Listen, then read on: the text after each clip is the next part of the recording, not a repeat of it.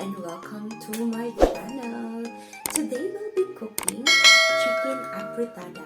It's a Filipino dish and I also cook it in a Filipino style. So let's begin with the ingredients.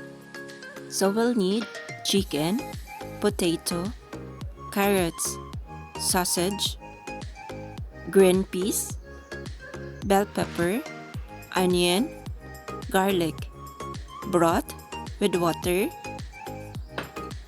bay leaves, salt, pepper, and tomato sauce. Then prepare a cooking pan and turn the heat into medium heat. Then add cooking oil or olive oil. And when the oil becomes hot, add the garlic. Continue mixing until the garlic becomes golden brown. This afritada recipe is very popular in the Philippines. And add the onions. Then mix.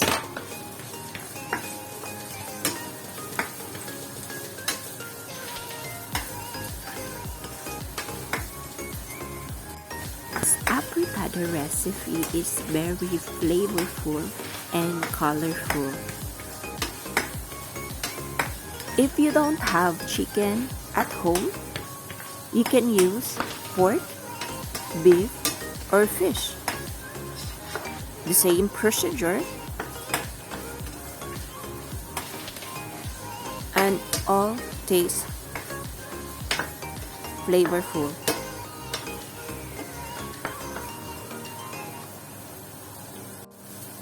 Then add the chicken.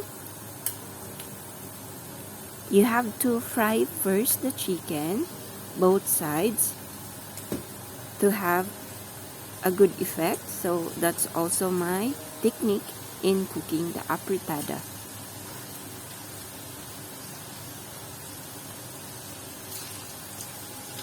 So we'll wait until the first side is cooked.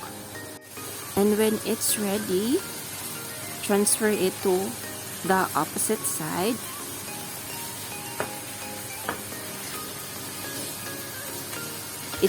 Don't worry if it's not so cooked. You still have time to cook the chicken with the tomato and with the water later. Mix the chicken with the garlic and with the onions.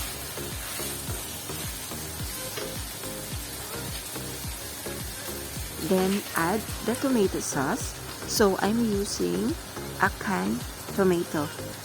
So if you have fresh tomato or in a packed tomato, that will be fine. So mix it well until the chicken and the tomato sauce will mix together. Then add the chicken broth. So don't worry if the broth is still whole, or you can also dissolve it the earlier and then mix it all together. We still have time to cook the sauce and the chicken. And then add the bay leaves. The bay leaves will help to give the good aroma in our chicken afritada. So it's better to put bay leaves if you have bay leaves at home.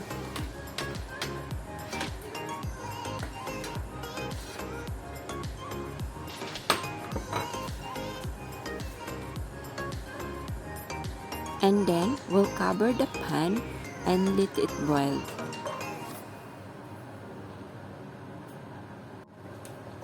When it's boiled, it's time for our vegetable to mix.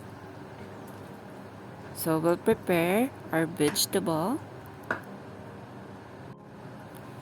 Add the potato. Then add the carrots. and mix it well until all the sauce and all the ingredients will mix. So this apretada, I remember this one when I was young or when I was a child. My family cooked this always when it's Christmas season because it's colorful, so it matches with the season. So it's always present. Not only Christmas actually, but all the occasions this is also present in the Philippines. Let it simmer until the vegetable will be cooked. So we'll cover the pan and we'll let it simmer for 15 to 20 minutes. And then check if your vegetable is cooked. Sometimes it depends upon how large the slice of your vegetable, so you need to check it and then mix it again to mix all the ingredients. Then add bell pepper and the sausage. I'm using our sausage here because I can't find the red hot dog here in Germany.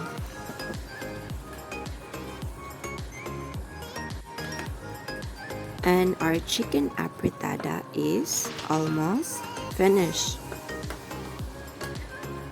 So we'll let it simmer for 1 minute.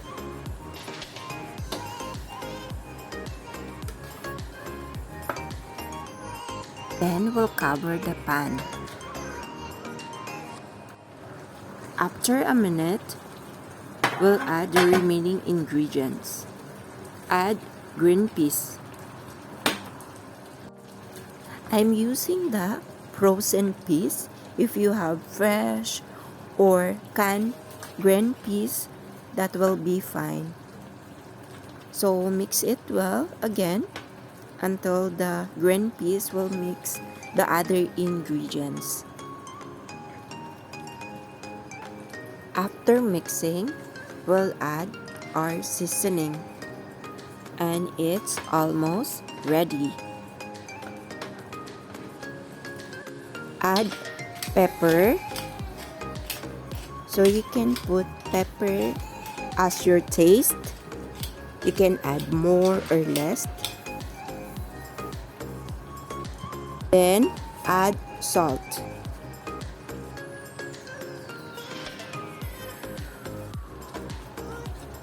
Mix all together so that the seasoning will mix all the ingredients.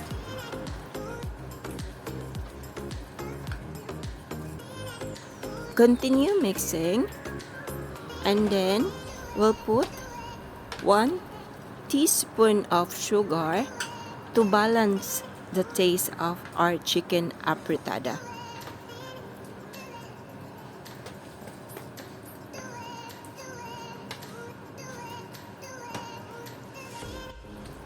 Now add the sugar.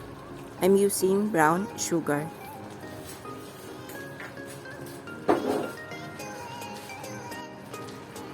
Continue mixing until the sugar will mix all the ingredients.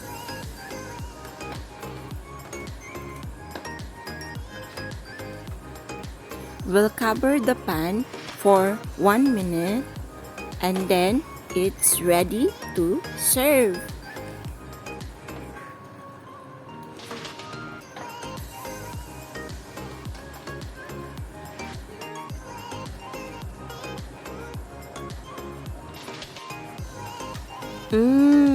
Our chicken apretada smells good.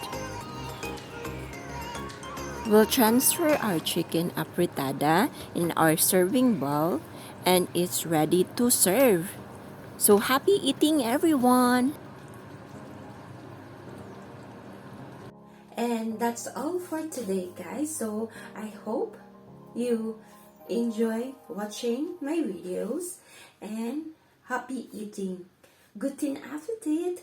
If you're new to my channel, please don't forget to like, share, comment down below, and subscribe. And don't forget to hit the notification buttons for updated videos.